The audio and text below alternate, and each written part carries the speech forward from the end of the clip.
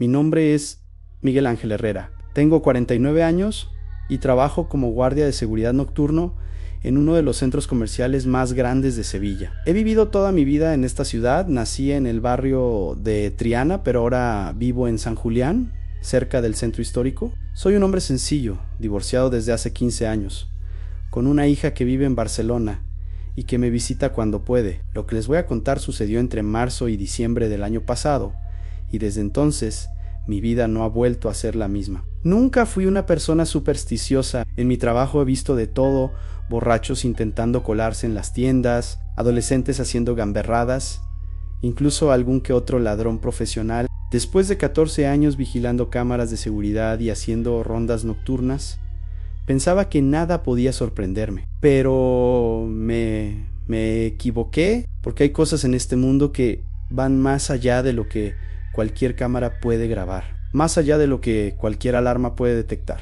Mi apartamento está en la calle San Julián, número 45, tercer piso, Puerta Sella.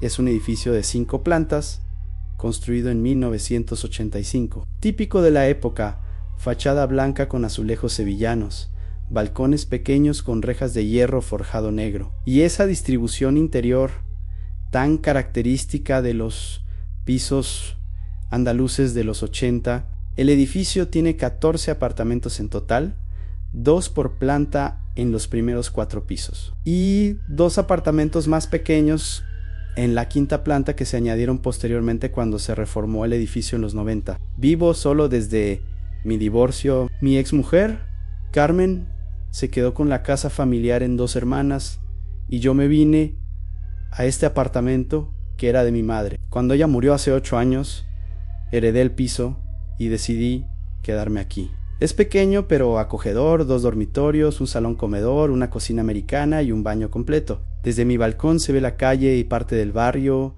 y por las mañanas, cuando vuelvo del trabajo, me gusta tomarme un café observando cómo el barrio despierta. Mi hija se llama Elena, tiene 26 años y estudió periodismo en Barcelona. Después de graduarse, consiguió trabajo en una revista digital y decidió quedarse allí. Hablamos por teléfono cada semana y me visita una vez al mes, a veces 2 si encuentra ofertas de vuelos baratos. Es lo único bueno que salió de mi matrimonio. Elena es una chica inteligente, trabajadora, con los pies en la tierra. Se parece mucho a mí en el carácter. Quizás por eso nos llevamos tan bien. Mi trabajo en el centro comercial Las Arenas no es complicado físicamente, pero sí mentalmente agotador. Trabajo desde las 10 de la noche hasta las 6 de la mañana, 8 horas vigilando monitores, controlando alarmas, haciendo rondas cada 2 horas por todas las plantas. El centro comercial tiene 4 niveles, 200 tiendas, 6 restaurantes, un cine y un aparcamiento subterráneo. Durante la noche, cuando está cerrado al público, se convierte en un laberinto silencioso de pasillos vacíos y tiendas cerradas. Tengo a mi cargo 12 cámaras de seguridad que cubren todas las zonas principales: entradas, pasillos centrales, zonas de restauración, accesos al aparcamiento y salidas de emergencia. También controlo el sistema de alarmas de todas las tiendas individualmente. Si salta-una alarma, tengo que ir a comprobar qué ha pasado, hacer un informe y llamar a la policía si es necesario. 14 años he visto intentos de robo, actos vandálicos, parejas intentando tener relaciones íntimas en los rincones oscuros, y hasta algún sin techo que se había colado buscando un lugar caliente donde pasar la noche. La experiencia en seguridad me ha vuelto muy observador. Puedo detectar comportamientos sospechosos a distancia, reconocer cuando alguien está mintiendo, y tengo muy desarrollado lo que llamamos instinto de seguridad. Esa sensación en el estómago que te dice cuando algo no está bien. Por eso, cuando empezaron a pasar cosas extrañas en mi edificio, inmediatamente supe que no eran coincidencias. Los vecinos de mi edificio son una mezcla típica de un barrio sevillano de clase media. En la planta baja no hay apartamentos, solo el portal de entrada, los buzones, un pequeño cuarto trastero común y el cuarto donde están los contadores de luz y agua. En el primer piso viven don Antonio Rueda, el administrador del edificio, un hombre de 73 años que lleva aquí desde que se construyó el edificio, y su esposa Dolores, de 70 años, que está empezando a tener problemas de demencia. En el segundo piso está la familia García, Pepe, de 55 años. Trabaja en correos, su mujer Mari Carmen, de 52, trabaja en una pescadería, y sus dos hijos gemelos, Javi y Carlos, que tienen 15 años. Son buena gente, muy tranquilos, aunque los chicos a veces hacen algo de ruido cuando juegan a la videoconsola. En mi planta, el tercer piso, además de mi apartamento, está el de señora Mercedes Vázquez, una mujer soltera de 62 años que trabajó toda su vida como administrativa en el ayuntamiento y se jubiló hace 2 años. Es muy religiosa, va a misa todos los días y siempre está pendiente de lo que pasa en el edificio. No es cotilla maliciosa, simplemente le gusta estar informada. En el cuarto piso viven los López Fernando, de 45 años, técnico informático, su mujer Rocío, de 42 años, profesora de primaria, y su hija Clara, de 12 años. También está señora Esperanza Martínez, de 68 años, viuda, que vive con su madre de 91 años. Doña Pilar, que apenas sale de casa, pero que tiene una memoria extraordinaria y se acuerda de todo lo que ha pasado en el barrio en los últimos 50 años. La quinta planta la ocupan 2 apartamentos más pequeños. En uno vive Sergio, un chico de 28 años que estudia ingeniería informática en la Universidad de Sevilla y trabaja de camarero por las noches para pagarse los estudios. En el otro vive Inmaculada, una mujer de 35 años que se separó hace poco y se mudó aquí con su hijo de 8 años, Álvaro. El sistema de portero automático se instaló hace 3 años, en 2020, sustituyendo al viejo sistema analógico que ya no funcionaba bien. Yo mismo recomendé el modelo porque en mi trabajo he tenido que lidiar con diferentes sistemas de intercomunicación y sabía cuáles eran los más fiables. Es un sistema digital moderno con pantalla LCD, intercomunicador bidireccional y conexión directa con la cámara de seguridad que instalamos al mismo tiempo en el marco de la puerta principal. La cámara graba en alta definición las 24 horas del día. Las grabaciones se almacenan en un disco duro que está en el cuarto trastero de la planta baja y se conservan durante 30 días antes de ser sobrescritas automáticamente. Todos los vecinos tenemos acceso a las grabaciones. Si necesitamos revisar algo, entregados y paquetes, visitas, cualquier incidente que pueda haber pasado. Yo, por mi experiencia en seguridad, suelo ayudar cuando hay algún problema técnico con el sistema. Todo esto se lo cuento para que entiendan que conozco muy bien a mis vecinos, conozco el edificio al dedillo y conozco los sistemas de seguridad mejor que nadie. Por eso, cuando empezaron a pasar cosas extrañas, inmediatamente supe que algo no encajaba. El primer incidente ocurrió el viernes 15 de marzo de 2023.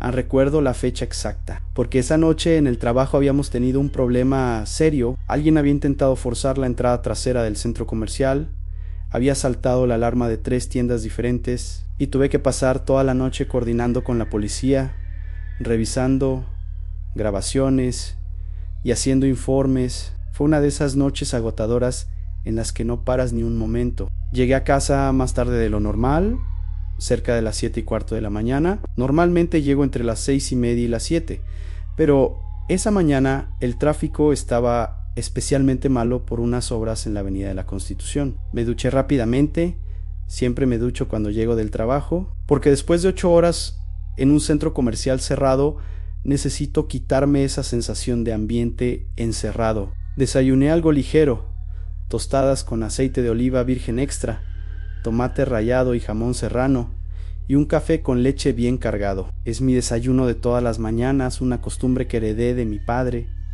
Luego me acosté alrededor de las 8:30. El apartamento estaba en relativo silencio. A esa hora, la mayoría de los vecinos ya han salido hacia sus trabajos, los niños hacia el colegio, y solo quedan en casa los jubilados y algún que otro trabajador que tiene turno de tarde. Caí en un sueño profundo inmediatamente. Después de 14 años de trabajo nocturno, mi cuerpo se ha adaptado perfectamente a dormir durante el día. He aprendido a desconectar completamente de los ruidos externos, el tráfico de la calle, las voces de los vecinos, los ruidos normales de un edificio durante las horas diurnas. Estaba en esa fase del sueño más profundo, la fase REM, cuando el sonido del portero automático me despertó de golpe. Mi primer instinto, entrenado por años de trabajo en seguridad, fue mirar inmediatamente el reloj digital de la mesita. De noche, en las 3:33 de la tarde, había dormido exactamente 7 horas y 3 minutos. El sonido del timbre del portero automático es muy característico y lo reconozco perfectamente. No es el típico ring de un timbre tradicional, sino un tono electrónico moderno y distintivo en 2 bips cortos seguidos de uno largo y más grave. Bip, bip, bip. Un sonido que se diseñó específicamente para ser audible pero no agresivo, para poder despertar a alguien si es necesario, pero sin sobresaltar. Al principio pensé que podría ser algún error del sistema. Los sistemas electrónicos a veces fallan, especialmente con los cambios bruscos de temperatura o la humedad alta que es tan común en Sevilla. Pero luego sonó de nuevo, exactamente igual. Pip, pip, pip. Me levanté de la cama, aún medio dormido, con esa sensación de desorientación que tienes cuando te despiertan bruscamente de un sueño profundo. Caminé descalzo hasta el intercomunicador que está instalado en el pasillo de mi apartamento cerca de la puerta de entrada. Presioné el botón de respuesta. ¿Sí, Gigaomi? Mi voz salió ronca y pastosa. Claramente acababa de despertar. Del otro lado llegó una voz que me sorprendió completamente. Era la voz de un niño pequeño, muy clara y nítida, con el acento andaluz característico de Sevilla, esa manera tan particular que tenemos de aspirar las eses y de alargar ciertas vocales. ¿Puedo subir? La pregunta era simple, directa, formulada con esa educación que los padres sevillanos enseñamos a nuestros hijos desde pequeños. Pero inmediatamente me puso en estado de alerta máxima. En nuestro edificio no vive ningún niño de esa edad. Había repasado mentalmente a todos los vecinos al escuchar la voz y estaba completamente seguro. Los únicos menores en el edificio son los gemelos García del segundo piso, Javi Y, Carlos, pero ellos tienen 15 años y sus voces ya han cambiado completamente. Está Clara López del cuarto piso, que tiene 12 años, pero ella es una niña, no un niño. Y está Álvaro, el hijo de Inmaculada de la quinta planta, que sí tiene 8 años, pero él tiene un ligero ceseo que se nota mucho cuando habla, y la voz que había escuchado no tenía ceseo alguno. ¿A quién buscas, pequeño?, le pregunté, intentando sonar amable pero manteniendo ese protocolo de seguridad que se me ha vuelto instintivo. Después de tantos años de trabajo, hubo una pausa de varios segundos. Podía escuchar a través del intercomunicador los sonidos normales de la calle, algún coche pasando a lo lejos, el murmullo general del tráfico de una tarde de viernes en el centro de Sevilla. Luego escuché la misma voz, pero ahora con un tono ligeramente más triste, más necesitado. ¿Puedo subir? Ten frío. El niño decía que tenía frío. Era mediados de marzo en Sevilla, y aunque no estábamos en pleno invierno, las tardes todavía podían ser frescas, especialmente si había corriente de aire o si estaba nublado. Miré instintivamente hacia la ventana del salón.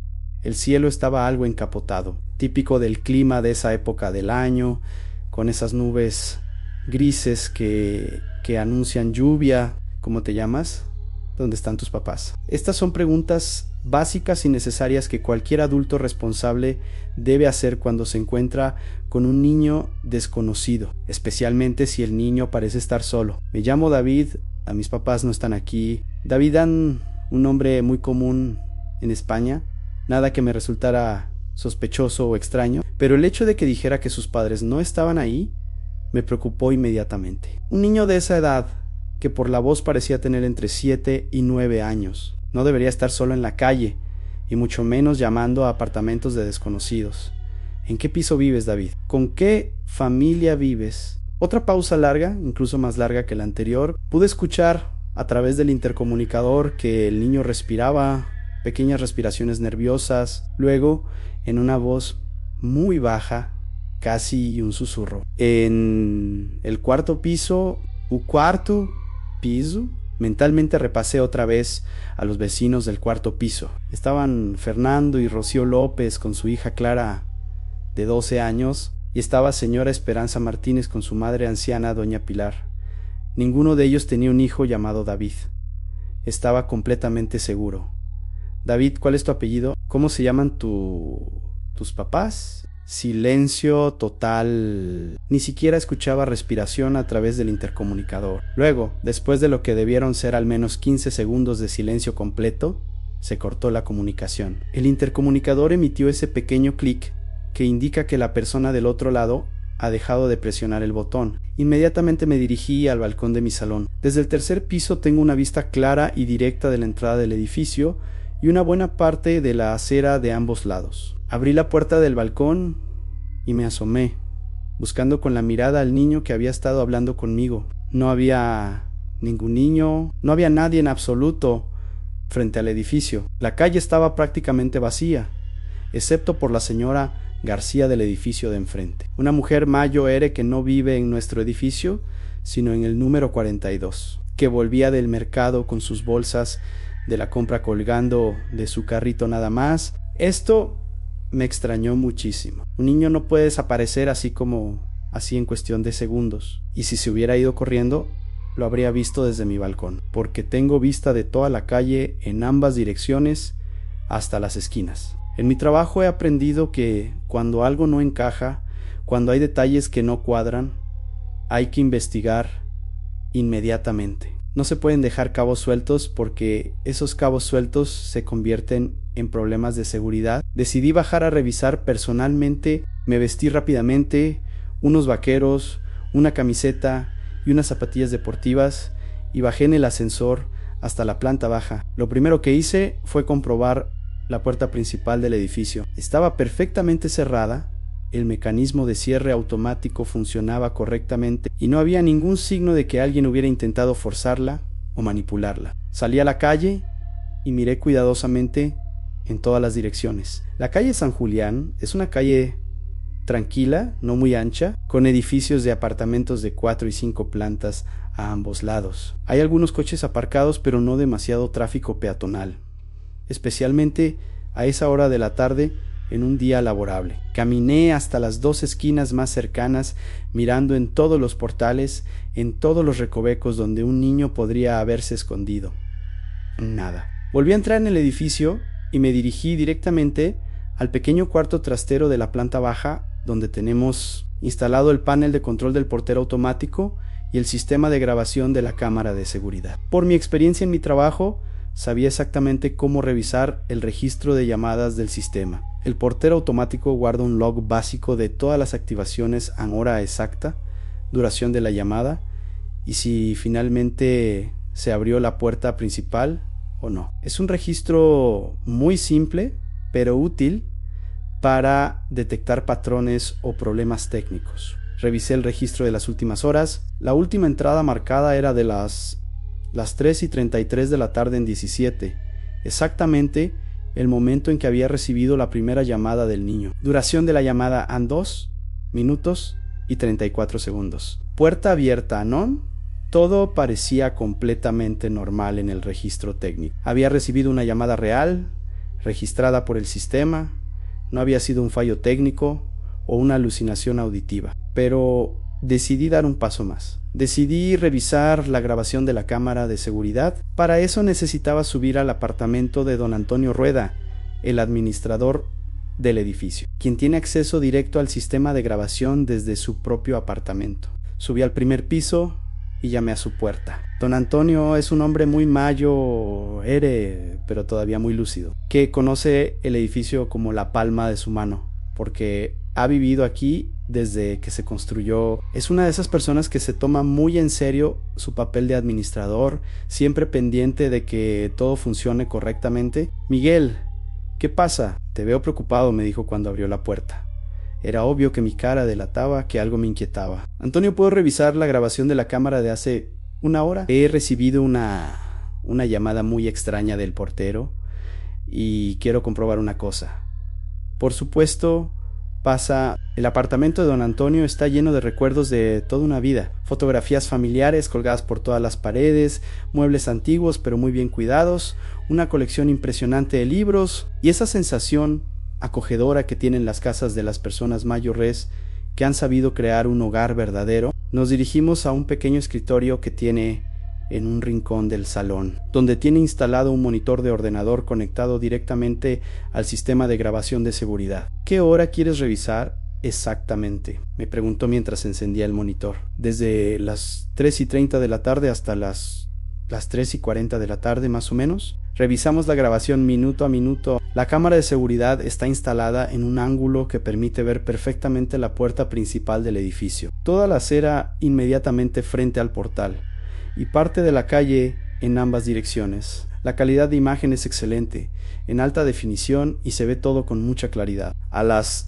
3:33 de la tarde, exactamente en el momento en que recibí la llamada del niño, la grabación mostraba la entrada del edificio completamente vacía. No había ningún niño, ninguna persona de ninguna edad, solo la puerta cerrada, la acera vacía y un gato que pasó corriendo por la esquina derecha de la imagen aproximadamente a las 3:31 de la tarde. Pero aquí viene la parte que me dejó completamente desconcertado y que aún hoy, meses después, me sigue pareciendo imposible de explicar. Justo en el momento 15:03, las 3:17, exactamente el segundo en que el sistema registraba el inicio de la llamada. La grabación muestra una interferencia de exactamente 3 segundos. La imagen se vuelve completamente negra, como si hubiera habido un corte total de energía en la cámara, y luego vuelve a la normalidad. Durante esos 3 segundos, la pantalla no muestra absolutamente nada, solo negro total. Eso es muy extraño, dijo don Antonio, frunciendo el ceño mientras miraba la pantalla. En 3 años desde que instalamos este sistema, nunca he visto que la cámara haga algo así. Tenía completamente razón. En 3 años de funcionamiento nunca habíamos tenido este tipo de interferencia, y que ocurriera exactamente en el momento preciso de la llamada no podía ser una coincidencia. Antonio, ¿has visto algún niño pequeño por el edificio en los últimos días? ¿Algún nieto visitando a algún vecino, algún amigo de Clara López? No, Miguel, ya sabes que aquí no tenemos niños pequeños. Los únicos menores son los gemelos García, que ya son adolescentes, Clara López, que tiene 12 años, y el pequeño Álvaro de la 5ª planta, pero su madre Inmaculada es muy cuidadosa y nunca lo deja solo. Le conté sobre la llamada que había recibido, sobre el niño que decía llamarse David y que afirmaba vivir en el 4º piso. Mientras le hablaba, vi cómo la expresión de don Antonio iba cambiando gradualmente. Su rostro se fue poniendo cada vez más serio, incluso un poco pálido. Miguel, ¿estás completamente seguro de que el niño dijo que se llamaba David? Completamente seguro. ¿Por qué conoces a algún David? Don Antonio se quedó en silencio durante un largo momento, mirando fijamente la pantalla del monitor, que ahora mostraba la imagen en directo de la entrada del edificio. Vi que sus manos, que normalmente son muy firmes para su edad, empezaban a temblar ligeramente. Miguel, creo que tenemos que hablar seriamente. Pero no aquí, no ahora. Ven a mi apartamento esta noche. Cuando vuelvas del trabajo, hay cosas sobre este edificio, cosas sobre el 4º piso, que necesitas saber. Su tono de voz me puso muy nervioso. En todos los años que llevaba viviendo en el edificio, años en los que habíamos desarrollado una buena relación de vecindad y cierta amistad, nunca había visto a don Antonio tan serio, tan preocupado. ¿Qué tipo de cosas, Antonio? ¿Qué pasa con el 4º piso? Esta noche, Miguel. Esta noche te lo explico todo, pero necesito tiempo para preparar los documentos, para recordar bien todos los detalles. Es una historia larga y complicada. Esa tarde, mientras me preparaba para ir al trabajo, no podía quitarme de la cabeza la conversación con don Antonio. ¿Qué podía ser tan serio, tan complicado relacionado con un niño que había llamado al portero? ¿Y por qué esa reacción tan extraña cuando mencioné el nombre David? Durante mi turno de trabajo, esa noche estuve más distraído de lo normal. Cada vez que veía las imágenes de las cámaras de seguridad del centro comercial, cada vez que escuchaba algún ruido extraño durante mis rondas, pensaba en esa voz.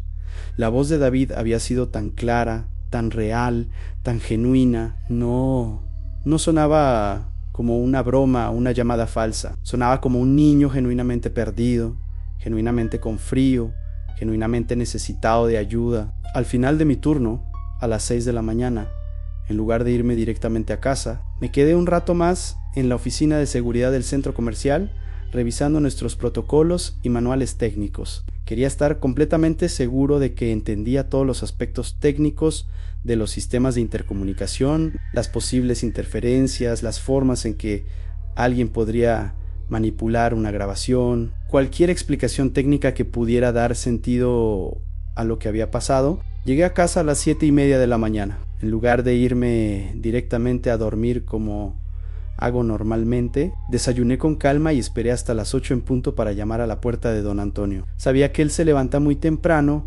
alrededor de las 7, porque lo escucho todas las mañanas moviéndose por su apartamento cuando yo llego del trabajo. «Pasa, Miguel, te estaba esperando», me dijo cuando abrió la puerta. Esta vez me llevó directamente a su salón principal y nos sentamos en 2 butacas viejas pero muy cómodas que tiene frente a una ventana con vistas al patio interior del edificio. Había preparado café para ambos y había dispuesto sobre la mesa de centro una carpeta llena de documentos. «Miguel, lo que te voy a contar puede sonar increíble, pero necesitas saberlo, especialmente si David ha empezado a llamar de nuevo. ¿Esto ha pasado antes?»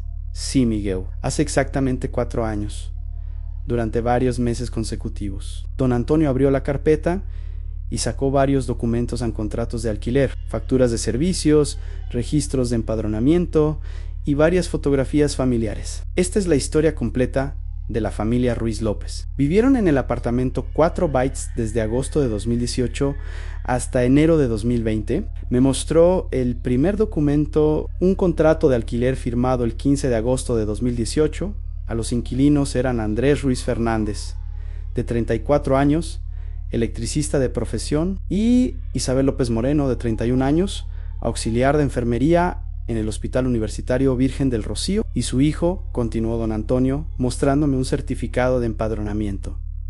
David Ruiz López, nacido el 23 de abril de 2011, me mostró entonces una fotografía familiar que claramente había sido tomada en un estudio fotográfico. Era una foto típica de familia: padre, madre y un niño pequeño. David aparentaba tener 7 u 8 años en la foto. Tenía el pelo castaño claro, ojos grandes y expresivos de color avellana y una sonrisa tímida pero genuina. Llevaba puesta una camisa azul de manga larga y se notaba que era un niño delgado, casi frágil. David nació con una cardiopatía congénita compleja, continuó don Antonio, y pude ver que al hablar de esto se le entristecía la voz. Había pasado por varias cirugías desde que era bebé. La familia se mudó a nuestro edificio específicamente porque el Hospital Virgen del Rocío estaba relativamente cerca, y David necesitaba revisiones médicas muy frecuentes, a veces 2 o 3 veces por semana. Me mostró más fotografías. En algunas, David aparecía en lo que claramente era una habitación de hospital, conectado a varios monitores y máquinas médicas. En otras fotografías estaba jugando en el pequeño patio interior de nuestro edificio, siempre con una sonrisa en la cara, pero era evidente que era un niño visiblemente frágil, con esa palidez característica de los niños que han pasado mucho tiempo enfermos. Era un niño absolutamente especial, dijo don Antonio, y pude ver que sus ojos estaban humedeciendo al recordar. A pesar de estar tan enfermo, de pasar tanto tiempo en hospitales, siempre tenía una palabra amable para todos los vecinos. Era muy educado, muy inteligente para su edad, y tenía esa sabiduría extraña que a veces tienen los niños que han sufrido mucho. Todos en el edificio lo adorábamos. ¿Qué pasó con él? Don Antonio respiró profundamente antes de responder. David murió el 15 de diciembre de 2019 en su corazón. Finalmente no pudo resistir más. Tenía 8 años y 8 meses. Un escalofrío me recorrió toda la espalda. Un niño había muerto en este edificio, en el 4º piso, exactamente en el piso donde la voz me había dicho que vivía. La familia quedó completamente destrozada, continuó don Antonio. Andrés e Isabel habían dedicado toda su vida a cuidar de David, todas sus energías, todos sus recursos económicos y emocionales. Cuando murió, no sabían cómo seguir viviendo. ¿Qué pasó después del funeral? Intentaron seguir viviendo aquí durante un mes más, pero era demasiado doloroso. Todo en el apartamento les recordaba a David, su habitación, sus juguetes, los rincones donde solía jugar. En enero de 2020 decidieron mudarse y las llamadas del portero empezaron exactamente 2 meses después de que se mudaran. En marzo de 2020, justo como me acabas de describir lo que te pasó ayer, todos los días, sin excepción, a las 3:33 de la tarde exactas, el portero sonaba y siempre era la misma voz, siempre la misma pregunta en mí. Llamo David, ¿puedo subir? Todos los días durante 9 meses completos, de marzo a noviembre de 2020.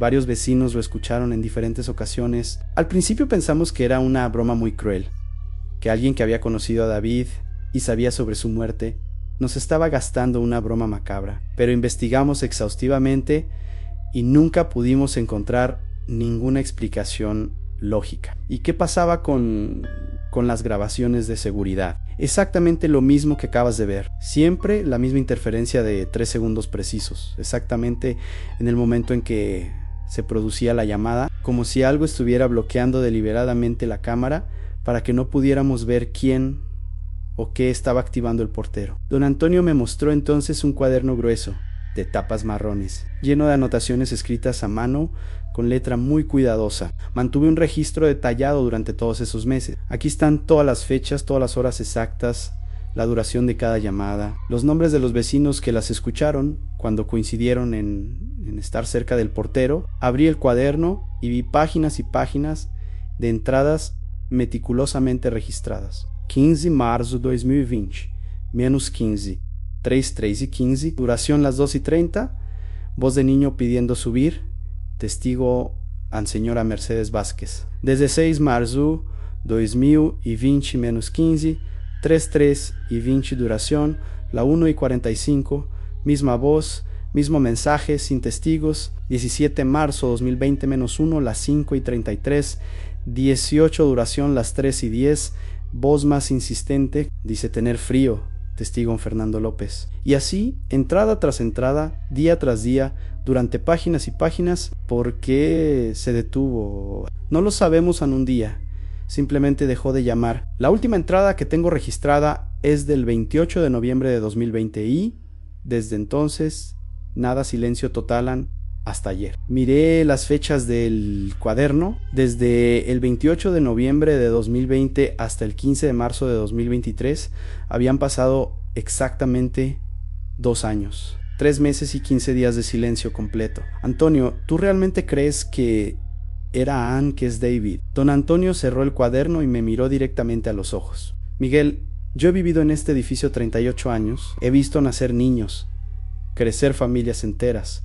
He visto morir ancianos. He visto mudarse a decenas de familias que han cambiado sus vidas completamente. Pero nunca, en casi 4 décadas viviendo aquí, había experimentado algo como esto. Se levantó de su butaca y caminó hasta la ventana que da al patio interior del edificio. ¿Ves ese patio? David solía jugar ahí abajo todos los días cuando volvía de sus citas médicas, siempre a la misma hora, entre las 15:30 y las 3:45 de la tarde. A su madre, Isabel, lo esperaba en la ventana del 4º piso, y cuando lo veía llegar, le gritaba que subiera a merendar. David corría hacia la puerta del edificio, presionaba el botón del portero, y siempre decía exactamente lo mismo: soy David, ¿puedo subir? Su madre le abría inmediatamente, y él subía corriendo las escaleras porque nunca quería usar el ascensor. Decía que subir corriendo era ejercicio bueno para su corazón. Así que estaba manteniendo su rutina diaria. Exactamente, incluso después de morir, seguía manteniendo la rutina que había tenido durante los 2 años que vivió aquí. Antonio, hay algo más que necesito saber. El apartamento 4 Bytes, ¿qué ha pasado con él desde que se mudó la familia? La expresión de don Antonio se ensombreció aún más. Esa es otra parte de la historia que no te va a gustar escuchar, Miguel. El apartamento 4 Bytes ha estado oficialmente vacío desde enero de 2020. Hemos intentado alquilarlo en 7 ocasiones diferentes. ¿Y qué ha pasado? Ningún inquilino ha durado más de una semana. Siempre se van diciendo exactamente lo mismo, aunque escuchan ruidos extraños por las noches. Pasos de niño corriendo por el apartamento. Gisaos infantiles, sonido de juguetes moviéndose, voces llamando mamá, papá, en la madrugada. ¿Has entrado tú personalmente al apartamento? Muchas veces para enseñárselo a los posibles inquilinos, para hacer pequeñas reparaciones de mantenimiento, para comprobar que todo esté en orden. Y sí, Miguel, yo también he escuchado cosas que no puedo explicar con la lógica.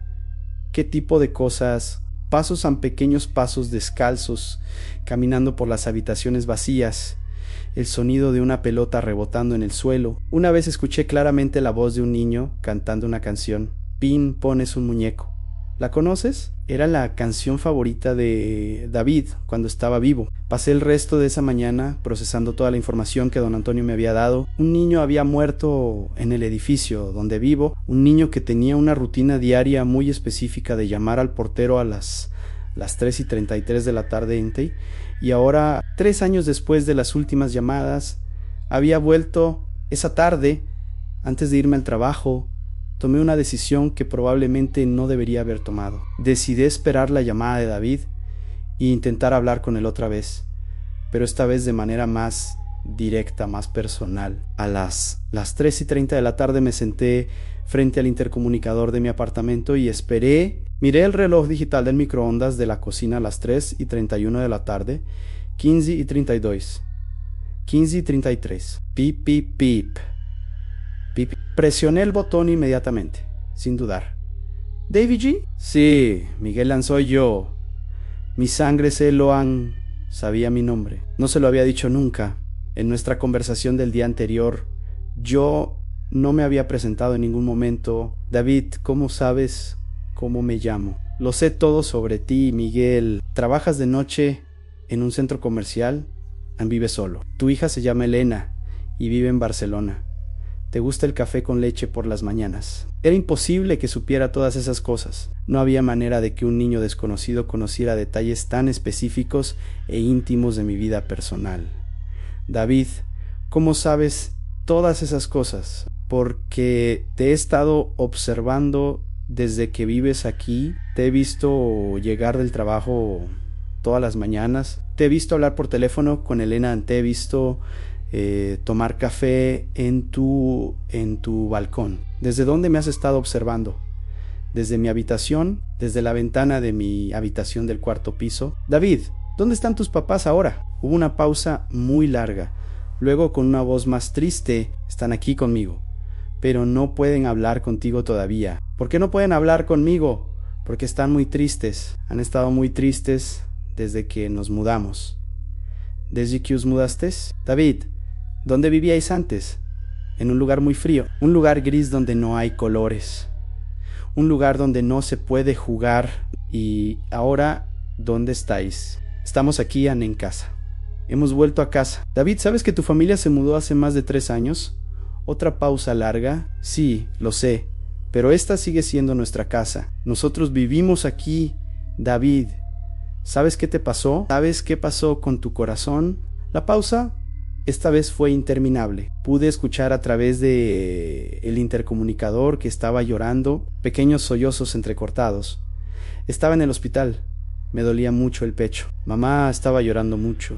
Papá me tenía agarrada la mano muy fuerte. Los doctores corrían de un lado a otro, ahí y luego. Todo se puso muy oscuro y muy silencioso. Se me erizó la piel de todo el cuerpo. Estaba hablando con un niño muerto, un niño que recordaba su propia muerte en el hospital. David, ¿por qué llamas al portero todos los días? Porque quiero subir a casa. Quiero ver mi habitación. Quiero jugar con mis juguetes. Quiero que mamá me prepare la merienda como antes. Pero tus juguetes ya no están ahí. David, en tu familia se llevó todas sus cosas cuando se mudaron. Si están ahí, mis juguetes están en mi habitación. Mi cama está ahí. Todo está igual que antes. David, ¿hace cuánto tiempo que intentas subir? Mucho tiempo. Muchísimo tiempo. Pero antes había otras personas que a veces me abrían la puerta. Ahora solo tú me contestas. ¿Quién te abría la puerta antes? Don Antonio me abrió algunas veces, la señora Mercedes también, y el señor Fernando, pero después dejaron de abrir. Esto coincidía exactamente con lo que me había contado don Antonio sobre las llamadas que habían durado 9 meses. David, ¿qué pasó durante ese tiempo cuando te abrían la puerta? Subí a casa, jugaba en mi habitación. Mamá me preparaba la merienda, papá me leía cuentos, veíamos la televisión juntos, como antes. ¿Como antes de qué? ¿Como antes de ir al lugar frío? ¿Y por qué dejaron de abrirte la puerta? No lo sé, a un día dejaron de contestar. Y desde entonces he estado esperando a que alguien más me conteste. David, ¿estás solo ahí fuera? No, papá y mamá están conmigo, pero ellos no pueden hablar por el porterán solo. Yo puedo. ¿Por qué solo tú puedes hablar? Porque yo soy pequeño. Los niños pequeños pueden hacer cosas que los mayores no pueden. Esa tarde me fui al trabajo con la cabeza llena de preguntas y dudas. Durante mi turno nocturno, mientras vigilaba las cámaras del centro comercial, no podía dejar de pensar en David. En su voz sonaba completamente real, completamente humana. No había nada espectral o terrorífico en su manera de hablar. Sonaba exactamente como cualquier niño de 8 años, inocente, necesitado de cariño, queriendo volver a casa. Al día siguiente, 17 de marzo, decidí hacer algo que sabía que era arriesgado, pero que no podía resistir a hacer. Decidí dejar que David subiera. A las 3:33 de la tarde, cuando sonó el portero, no contesté primero. Simplemente presioné el botón para abrir la puerta principal del edificio sin decir nada. Gracias, Miguel, escuché la voz de David a través del intercomunicador, ahora con un tono de felicidad genuina. Mamá y papá están muy contentos. Durante los siguientes 20 minutos, escuché pasos en las escaleras del edificio. Primero pasos pequeños y rápidos subiendo corriendo desde la planta baja hasta el cuarto piso, claramente los pasos de David, y luego pasos más pesados y lentos, subiendo con más cuidado, presumiblemente sus padres. También escuché voces, conversaciones familiares completamente normales. David, no corras tanto por las escaleras tan. Sí, mamá. ¿Tienes las llaves, Andrés? ¿Sí? ¿Están aquí en mi bolsillo? ¿Has dado las gracias a Miguel? Sí, mamá, ya le he dado las gracias. Las voces sonaban completamente reales, completamente humanas, como cualquier familia normal volviendo a casa después de haber estado fuera. Luego escuché claramente la puerta del apartamento 4 bytes abriéndose y cerrándose. Y después, por primera vez en más de 3 años, escuché sonidos de vida normal viniendo del cuarto piso. David jugando, el sonido inconfundible de juguetes, de coches corriendo por el suelo, el televisor encendiéndose, sintonizado en lo que sonaban como dibujos animados, pasos normales caminando por el apartamento, la voz de Isabel en lo que claramente era la cocina preparando agua, la voz de Andrés hablando, probablemente leyendo el periódico en voz alta, como hacen muchos padres. Era exactamente como si una familia normal hubiera vuelto a casa después de unas largas vacaciones. Los sonidos continuaron hasta aproximadamente las 6 de la tarde Ali, luego, gradualmente, fueron disminuyendo en intensidad hasta que todo quedó en silencio otra vez. Al día siguiente, 18 de marzo, la llamada del portero llegó de nuevo a las 15:33 exactas, pero esta vez David sonaba diferente, más feliz, más relajado. Hola Miguel, gracias por dejarnos subir. Ayer estuvimos en casa toda la tarde, fue maravilloso. ¿Qué tal lo pasasteis, David? Muy bien. Jugué con todos mis coches de juguete. Mamá me hizo un bocadillo de jamón York con tomate, que es mi favorito. Papá me leyó 3 cuentos diferentes. Y vimos los dibujos animados en la televisión como hacíamos antes. ¿Cómo hacíais antes de qué? ¿Cómo hacíamos antes de ir al lugar frío cuando vivíamos aquí y éramos felices? David, cuando dices como antes, ¿te refieres a cuando estabais vivos? Sí, cuando nuestros cuerpos funcionaban bien. La naturalidad con la que lo dijo me puso la piel de gallina. Para David, estar muerto era simplemente un estado diferente de existencia, como tener el cuerpo estropeado. Miguel, ¿puedes dejarnos subir otra vez hoy? Mamá quiere preparar lentejas para comer y papá quiere arreglar el grifo del baño que gotea. Claro, David, abrí la puerta de nuevo sin dudarlo. Y de nuevo, durante 3 horas y media, el apartamento 4 bytes volvió a la vida. Esto se convirtió en una rutina diaria durante las siguientes 3 semanas. Todos los días a las 3:33 de la tarde, David llamaba al portero. Yo abría la puerta sin hacer preguntas. La familia Ruiz pasaba la tarde en su antiguo hogar, haciendo cosas completamente normales, de una familia cualquiera. Los otros vecinos del edificio empezaron a notarlo gradualmente. La primera en comentármelo fue señora Mercedes Vázquez, mi vecina del 3er piso. Miguel, ¿hay una familia nueva viviendo en el 4 bytes? Escucho voces todos los días. un niño jugando, televisión. Sí, le mentí sin dudar. Una familia con un niño pequeño, muy tranquilos, gente muy educada. ¡Qué alegría! Este edificio necesita más vida, más niños. Hace mucho tiempo que no escuchábamos risas de niños por aquí. Si supiera la verdad de lo que estaba diciendo, los García del segundo piso también empezaron a comentar. Oye Miguel, ¿conoces a la nueva familia del cuarto? Ayer escuchamos a un niño jugando a la pelota. Qué bueno que haya vuelto a ver niños en el edificio. Fernando López del cuarto piso fue el que más notó la actividad. Miguel, los nuevos vecinos del 4 Bytes son muy silenciosos. Los escucho por las tardes, pero nunca los veo entrar o salir. ¿Tú los has conocido? Sí, son muy reservados. El niño es muy educado, pero las cosas empezaron a cambiar gradualmente. Las visitas de la familia Ruiz al apartamento 4 Bytes se fueron alargando cada vez más.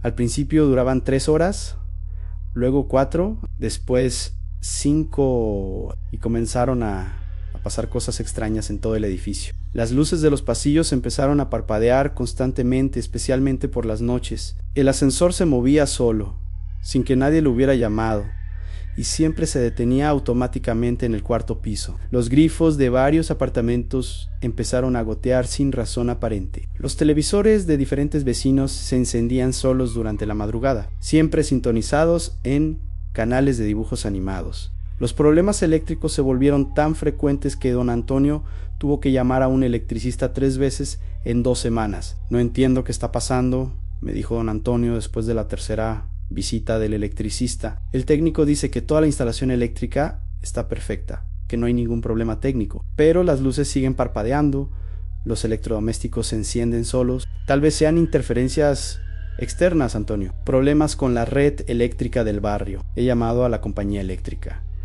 Dicen que no han registrado ningún problema en la zona. Una noche, don Antonio vino a llamar a mi puerta muy alterado. Eran casi las 11 de la noche, una hora muy inusual para él. Miguel, tienes que venir inmediatamente. Hay algo muy extraño en el apartamento 4 Bytes.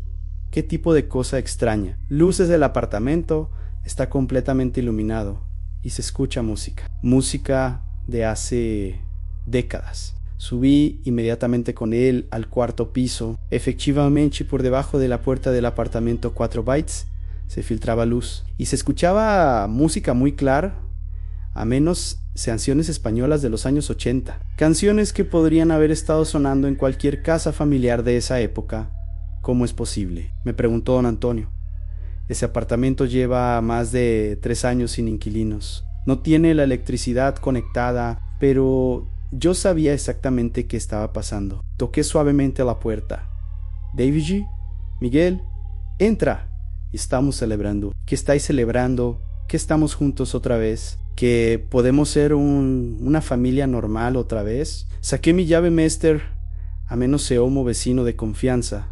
Don Antonio me había dado una copia para emergencias, y abrí la puerta. Lo que vi me cambió para siempre. El apartamento ya no estaba vacío. Estaba completamente amueblado, exactamente como había estado cuando la familia Ruiz vivía allí. Sofá marrón de piel, televisor de pantalla plana, mesa de comedor de madera maciza, cuadros familiares colgados en las paredes, estanterías llenas de libros, todo perfectamente normal y acogedor, exactamente como el hogar de cualquier familia de clase media, excepto por un detalle que me hizo sentir un frío extraño en todo el cuerpo.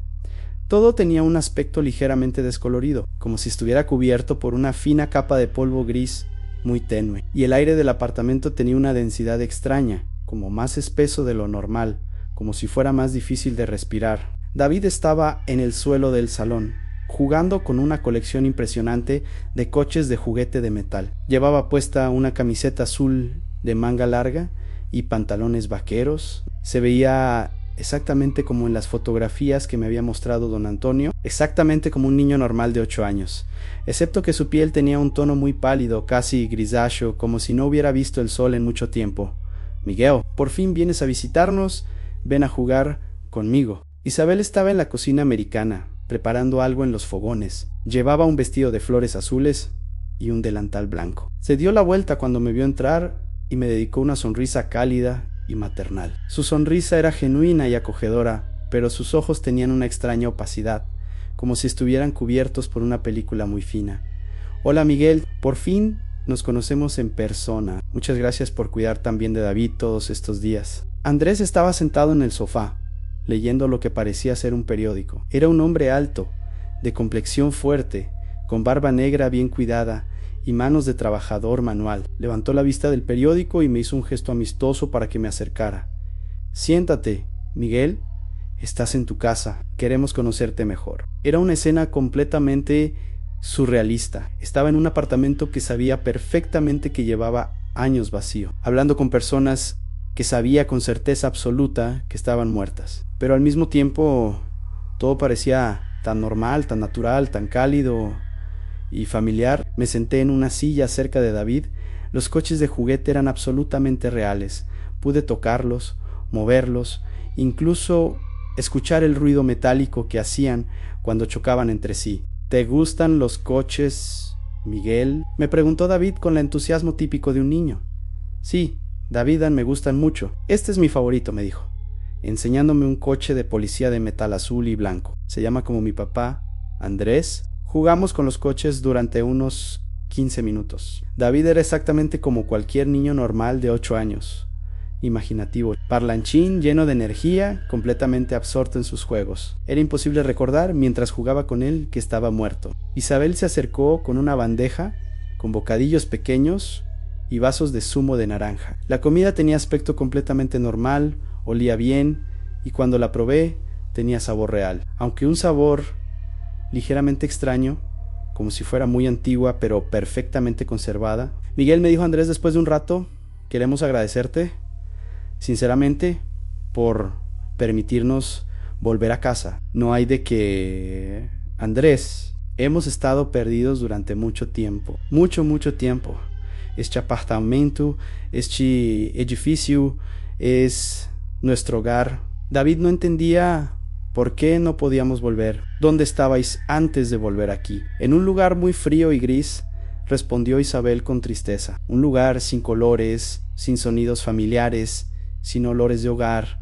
David lloraba constantemente, decía que quería venir a casa, que quería jugar con sus juguetes, que quería dormir en su cama. ¿Y ahora estáis mejor? Muchísimo mejor, dijo David con una sonrisa radiante. Ahora podemos ser una familia normal, otra vez. Podemos vivir como antes.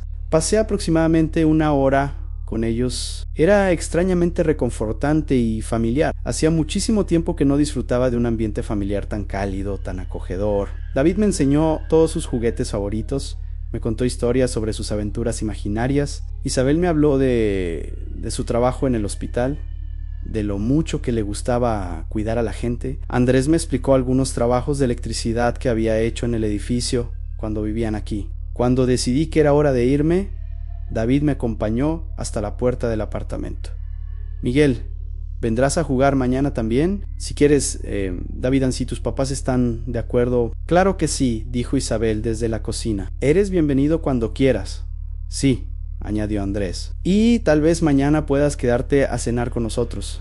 Isabel hace una paella buenísima. Veré qué puedo hacer. Cuando salí del apartamento y me di la vuelta para despedirme, los tres estaban en la puerta de David agitando la mano con entusiasmo. Isabel sonriendo maternalmente y Andrés haciendo un gesto de despedida con la cabeza. Pero cuando llegué al final del pasillo del 4º piso y miré hacia atrás, el pasillo estaba completamente vacío y en silencio, y la puerta del apartamento 4 Bytes estaba cerrada. Bajé a mi apartamento completamente confundido y emocionalmente agotado. ¿Había estado realmente en un apartamento totalmente amueblado conversando con una familia muerta? ¿O había sido algún tipo de alucinación muy vivida, algún tipo de episodio psicótico? Esa noche llamé a don Antonio y le conté todo lo que había experimentado. Miguel, esto se está volviendo muy peligroso. No sabemos realmente qué quieren, cuáles son sus intenciones verdaderas. Antonio, solo quieren volver a casa, solo quieren ser una familia normal otra vez. No veo nada malo en eso. Miguel, están muertos. Los muertos no pertenecen al mundo de los vivos. Hay un orden natural en las cosas, y esto lo está alterando. Pero yo había visto a David jugando con la alegría pura de un niño. Había visto a Isabel preparando comida con el amor genuino de una madre. Había visto a Andrés leyendo tranquilamente como cualquier padre después de un día de trabajo. ¿Qué tenía eso de malo o de peligroso? Durante las siguientes 3 semanas desarrollé una rutina completamente nueva en mi vida. Cada día, puntualmente a las 3:33 de la tarde, abría la puerta a David sin hacer preguntas. 3 o 4 tardes por semana subía a visitarlos, jugaba con David, conversaba con Isabel sobre su trabajo en el hospital, charlaba con Andrés sobre fútbol y sobre política local. David me enseñó todos sus libros de cuentos favoritos. Isabel me contó anécdotas divertidas de su trabajo como auxiliar de enfermería. Andrés me explicó cómo había instalado él mismo algunos de los sistemas eléctricos del edificio. Eran una familia completamente normal, agradable, inteligente, con la única particularidad de que habían muerto. Pero gradualmente las cosas extrañas en el edificio fueron empeorando de manera alarmante. Ya no se trataba solo de luces parpadeando ocasionalmente. Ahora se escuchaban pasos en todos los pisos durante la noche, pasos que no correspondían a ninguno de los vecinos vivos. Se escuchaban voces susurrando en los pasillos. En la madrugada, las puertas de varios apartamentos se abrían y cerraban solas, sin que hubiera corrientes de aire. El ascensor funcionaba constantemente por las noches, subiendo y bajando sin parar, aunque nadie lo hubiera llamado. Los vecinos empezaron a quejarse cada vez más frecuentemente. Primero vinieron los García. Miguel, anoche alguien estuvo golpeando nuestra puerta durante horas. Cuando abrimos para ver quién era, no había nadie en el pasillo. Luego la señora Mercedes. Miguel, escucho pasos corriendo por el pasillo por las noches. Y ayer escuché claramente una voz de niño gritando mamá, mamá a las 3 de la madrugada. Los López fueron los más afectados. Miguel, hay algo muy raro pasando en este edificio. Nuestra hija Clara no quiere salir de su habitación por las noches. Dice que escucha a un niño llorando en el apartamento de al lado, pero sabemos que está vacío. El problema se volvió tan grave que don Antonio convocó una reunión de vecinos para el 15 de abril. Tenemos que hablar seriamente sobre lo que está pasando en el edificio, anunció en una nota que puso en todos los buzones. Los problemas técnicos están empeorando y varios vecinos están reportando disturbios nocturnos. La noche antes de la reunión, don Antonio me llamó muy alterado. Miguel, tienes que contarme la verdad. ¿Tú sabes algo sobre lo que está pasando? ¿Tiene que ver con David? No pude seguir mintiendo, le conté todo. Le expliqué que había estado dejando entrar a David todos los días, que había visitado a la familia en el apartamento 4 Bytes, que ellos solo querían volver a vivir como una familia normal. Don Antonio se quedó en silencio durante un tiempo muy largo después de escuchar mi confesión. Miguel, hay algo muy importante que no te he contado sobre la familia Ruizan. Algo que no sabía si debía decirte, pero que ahora veo que es absolutamente necesario que sepas. ¿Qué cosa? La familia Ruiz no murió por causas naturales, Miguel. No fue solo la enfermedad de David. Un escalofrío terrible me recorrió la espalda. ¿Qué quieres decir? Se suicidaron, Miguel, a los 3 juntos. En el apartamento 4 Bytes, el mundo se me vino abajo. ¿Cómo que se suicidaron? Pero si me dijiste que David murió en el hospital, eso es lo que todos creíamos al principio. Eso es lo que parecía oficialmente. Pero la verdad salió después. Cuando la policía investigó más a fondo, don Antonio sacó de la carpeta otros documentos que no me había enseñado antes. Informes policiales, certificados de defunción, reports forenses. David nunca murió en el hospital, Miguel. La última vez que estuvo hospitalizado fue en noviembre de 2019 y lo dieron de alta porque su estado había mejorado temporalmente. Murió en diciembre, sí, pero aquí en el apartamento, ¿cómo? Andrés e Isabel no pudieron soportar más ver sufrir a su hijo. Los tratamientos médicos no estaban funcionando, las operaciones habían fallado y los doctores les habían dicho que David no tenía más de unos meses de vida y que esos meses iban a ser de dolor constante. Don Antonio me mostró el informe policial. Estaba marcado como caso cerrado, homicidio-suicidio familiar. La noche del 15 de diciembre de 2019, Andrés e Isabel tomaron una decisión. Le dieron pastillas somníferas a David mezcladas con su medicación normal. Después de que el niño se durmiera para siempre, ellos también tomaron una sobredosis letal. Dios mío, querían morir juntos como familia. No podían soportar la idea de que David muriera solo o de seguir viviendo sin él. Dejaron una carta explicando todo. Decían que preferían estar juntos en la muerte a estar separados por el sufrimiento. Las manos me temblaban mientras leía el informe policial. Todo estaba ahí, detallado con la frialdad clínica de un documento oficial. ¿Quién los encontró? Yo mismo. Miguel, 3 días después, habían faltado a una cita médica de David y yo tenía llaves del apartamento porque había una pequeña fuga de agua que Andrés me había pedido que revisaran cuando entré. Los encontré a los 3 en la cama matrimonial, David en el medio, Andrés e Isabel a los lados, abrazándolo. ¿Por qué no me contaste esto desde el principio? Porque no quería que tuvieras miedo de vivir en el edificio y porque pensé que las llamadas de David habían terminado para siempre. Pero ahora veo que he cometido un error. ¿Qué tipo de error? Miguel, no estás tratando con una familia normal que murió en un accidente trágico. Estás tratando con personas que eligieron la muerte, que cometieron un asesinato, aunque fuera por amor, y luego se suicidaron. Están aquí porque no pueden encontrar paz. Y no van a encontrar paz hasta que consigan lo que realmente quieren. Y que quieren una familia completa. Para siempre, viva o muerta. Esa revelación cambió completamente mi perspectiva sobre todo lo que había estado pasando. De repente, los comentarios aparentemente inocentes de la familia Ruiz adquirieron un significado mucho más siniestro. Miguel, ¿quieres ser parte de nuestra familia? Quédate con nosotros para siempre. Así David tendrá un hermano Mayo Ere. La noche siguiente, 16 de abril, decidí no abrir la puerta cuando David llamó al portero. A las 3:33 de la tarde, cuando sonó el timbre, no contesté. Dejé que sonara una y otra vez. Miguel, escuché la voz de David a través del intercomunicador, pero ahora sonaba diferente, más insistente, más demandante. ¿Por qué no abres la puerta? No respondí. Miguel, abre la puerta ahora mismo. Seguí sin responder. Miguel, ahora estaba gritando, y su voz ya no sonaba como la de un niño de 8 años. Sonaba más profunda, más adulta, más amenazante.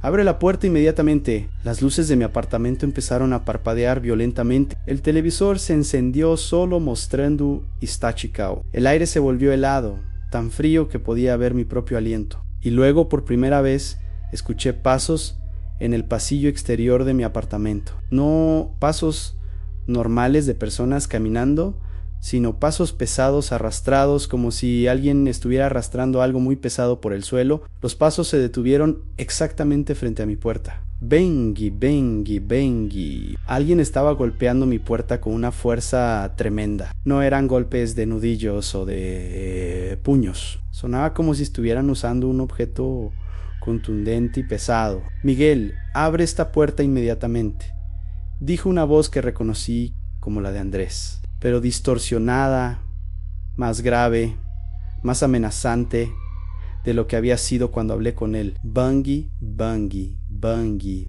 Miguel, solo queremos hablar contigo, dijo la voz de Isabel, pero también distorsionada, con un tono que ya no tenía nada de maternal. Miré por la mirilla de mi puerta. El pasillo parecía estar vacío, pero había algo extraño. El aire mismo parecía más denso, más oscuro, como si hubiera humo o niebla llenando el espacio. Bungie, Bungie, Bungie. ¡Abre la puerta, Miguel! Ahora eran las 3 voces gritando al unísono. David, Isabel y Andrés, pero sonaban como una sola voz demoníaca. No abrí la puerta. En cambio, corrí a mi habitación y llamé a don Antonio. Antonio, tienes que ayudarme. Están aquí fuera, están intentando entrar. Quédate donde estás, Miguel. No abras la puerta por nada del mundo. Voy a llamar al padre Sebastián de la parroquia de San Julián, un sacerdote. Es lo único que puede ayudarnos ahora. Los golpes continuaron durante toda la noche. A veces parecían venir de la puerta principal, otras veces parecían venir de las ventanas, aunque vivo en un 3er piso. A veces parecían venir de las paredes mismas, como si algo estuviera intentando abrir un agujero desde el apartamento de al lado. También escuchaba voces constantemente. Miguel, solo queremos que seas feliz con nosotros. No tienes que tener miedo, somos tu familia ahora. David te necesita. Necesita un hermano Mayo R. Si no abres la puerta, vamos a tener que entrar de otra manera. A las 3 de la mañana, todos los sonidos se detuvieron de repente en silencio total. Pero de alguna manera, ese silencio era aún más aterrador que los golpes. Al día siguiente, don Antonio trajo al padre Sebastián al edificio. Era un hombre de unos 60 años, muy serio, con muchos años de experiencia tratando con casos inusuales. Necesito ver el apartamento 4 bytes, dijo después de que le explicáramos la situación. Subimos los tres al cuarto piso. Cuando don Antonio abrió la puerta del apartamento con su llave maestra, el padre Sebastián se persignó inmediatamente. El apartamento estaba como había estado siempre, completamente vacío, pero el aire era tan denso que era difícil respirar y hacía un frío anormal. Hay una presencia muy fuerte aquí, dijo el padre Sebastián, muy fuerte y muy perturbada. Caminamos por las habitaciones vacías. En lo que había sido el dormitorio de David, la temperatura era aún más baja y había un olor extraño, como a flores marchitas mezclado con algo dulzón y desagradable. Padre, dije, ¿es peligroso? ¿Pueden hacerme daño? Los espíritus que no han encontrado paz pueden ser muy peligrosos, especialmente cuando se sienten rechazados o traicionados. Y estos espíritus en particular tienen una historia muy traumática. La combinación de muerte violenta, suicidio y vínculos familiares muy fuertes puede crear entidades extremadamente poderosas. ¿Qué podemos hacer?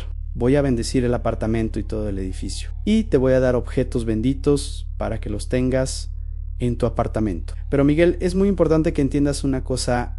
Ya no puedes tener ningún contacto con ellos, ni abrir la puerta, ni contestar al portero, ni siquiera reconocer su presencia. Si sigues interactuando con ellos, se van a volver más fuertes y más demandantes. El padre Sebastián pasó 2 horas bendiciendo cada habitación del apartamento 4 bytes, cada pasillo del edificio y mi apartamento personal. Me dio una cruz bendita, agua bendita y me enseñó oraciones específicas para usar si volvía a escuchar a la familia. ¿Esto los va a hacer desaparecer?, pregunté. No necesariamente, pero debería debilitarlos y protegerte de cualquier daño directo. Esa tarde, a las 3:33 de la tarde, el portero sonó como siempre. Miguel, ¿por qué no nos abriste ayer? Era la voz de David, pero ya no sonaba completamente inocente. Había algo más calculador en su tono.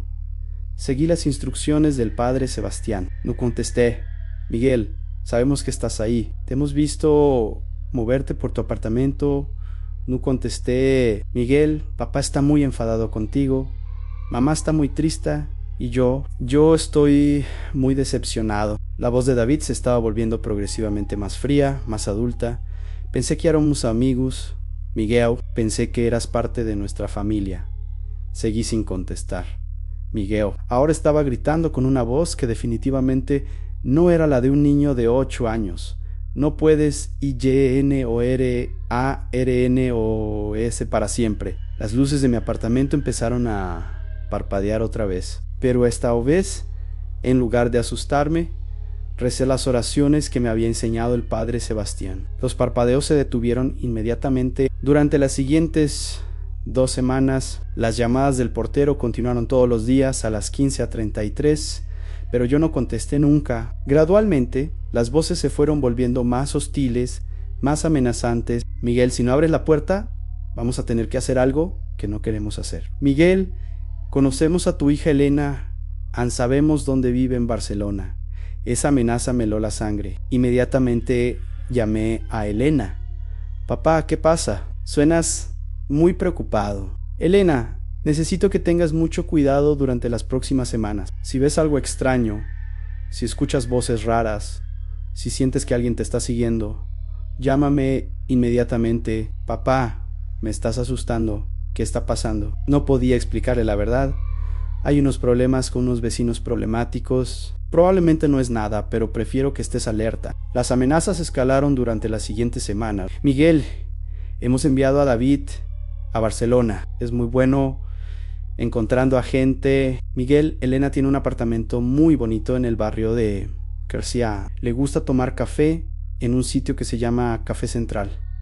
Sabían demasiados detalles sobre la vida de mi hija. Detalles que no podían haber conocido por observarme a mí. Llamé otra vez al padre Sebastián. Padre, están amenazando a mi hija.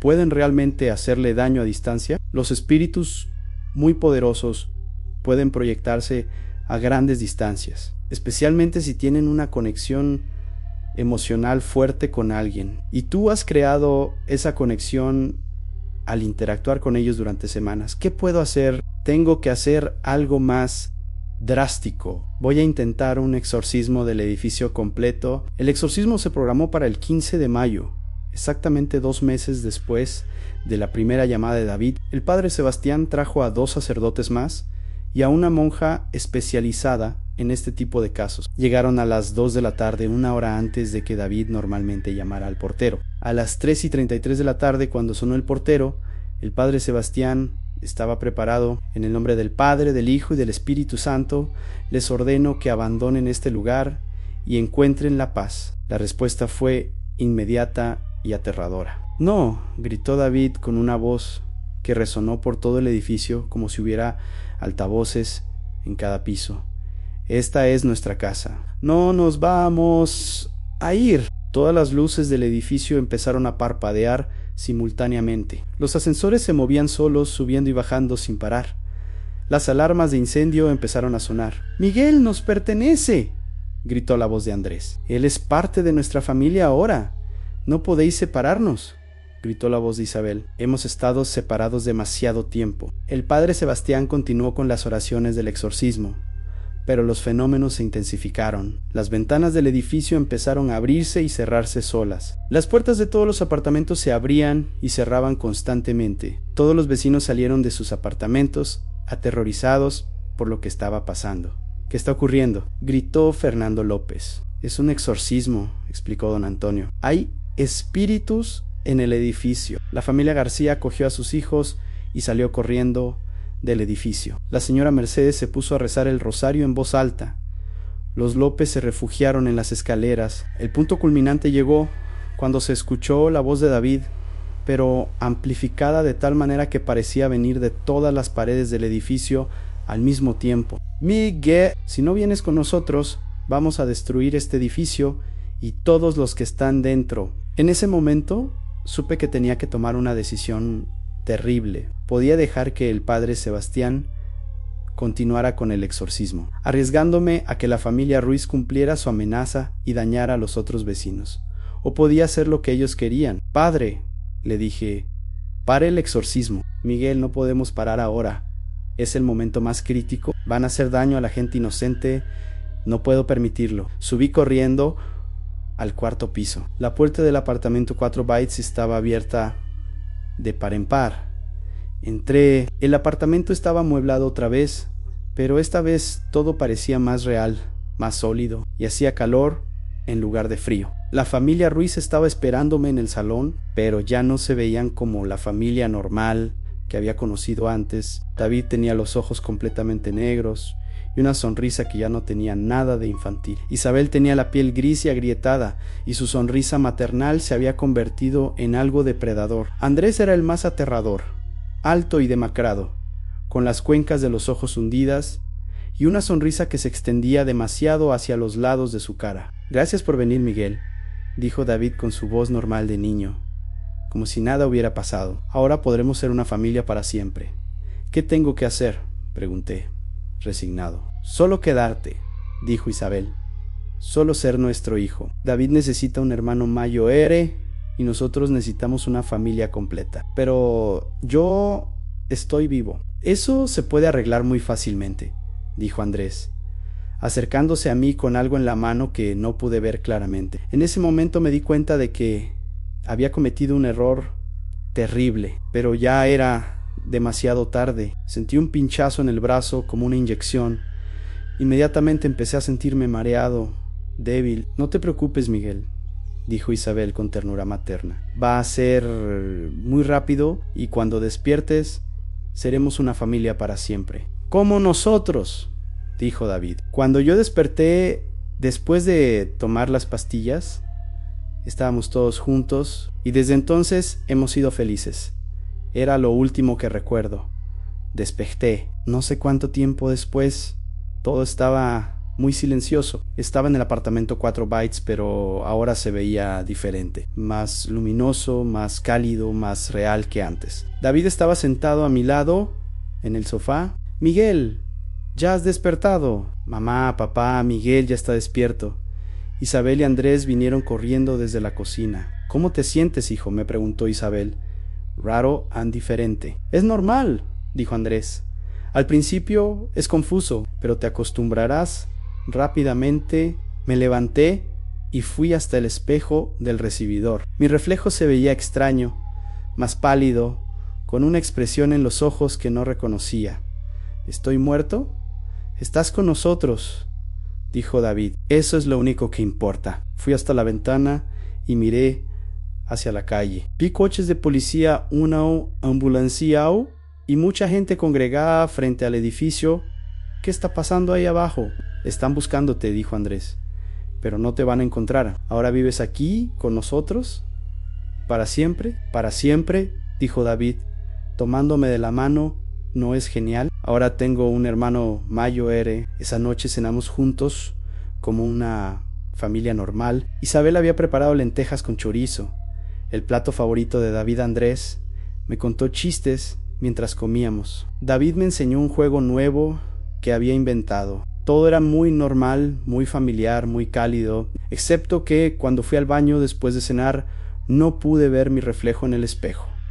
Han pasado varios meses desde entonces, no sé exactamente cuántos, porque el tiempo funciona de manera diferente aquí. Todos los días jugamos juntos. Isabel cocinaba, Andrés lee el periódico, David y yo jugamos con los coches. Por las tardes vemos la televisión juntos. Por las noches, David e Isabel me cuentan cuentos para dormir.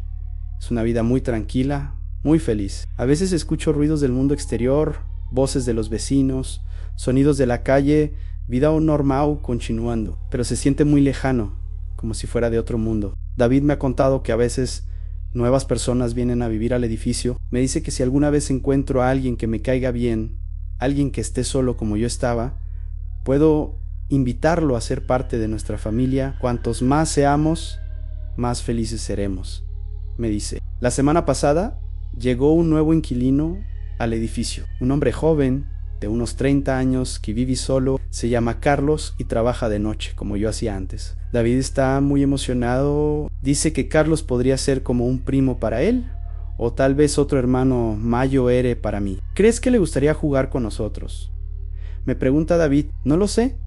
Tendríamos que preguntárselo. ¿Puedes llamarlo por el portero, como Miguel me llamaba a mí? Hoy es un día especial. Hoy vamos a intentar contactar con Carlos. Son las 3:30 de la tarde y en 3 minutos exactos. Voy a bajar al portal del edificio y voy a presionar el botón del portero del apartamento de Carlos. Y cuando él conteste, voy a decir exactamente lo que David me ha enseñado. Hola, Carlos Anmi. Llamo Miguel. Vivo en el 4º piso con mi familia. ¿Te gustaría subir a conocernos?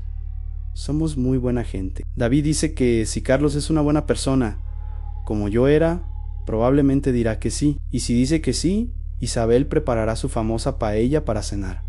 Andrés le contará chistes divertidos. David le enseñará todos sus juguetes, y yo le explicaré lo maravilloso que es formar parte de una familia que nunca te va a abandonar. Una familia para siempre. Porque al final, eso es lo único que todos queremos, ¿verdad? Una familia que nos quiera, un hogar donde pertenezcamos, un lugar donde nunca estemos solos. Y aquí, en el apartamento 4 Bytes, nunca estamos solos. Nunca. Si estas historias te están gustando, no olvides suscribirte al canal Vecinos Siniestros, porque en cada edificio, en cada apartamento hay historias que los vivos no conocen, y a veces esas historias están buscando nuevos protagonistas. La próxima vez que escuches voces extrañas en tu edificio, la próxima vez que tu portero automático suene sin que haya nadie ahí, recuerda la historia de Miguel, porque tal vez, solo tal vez, alguien esté intentando invitarte a formar parte de su familia para siempre. Nos vemos en el próximo episodio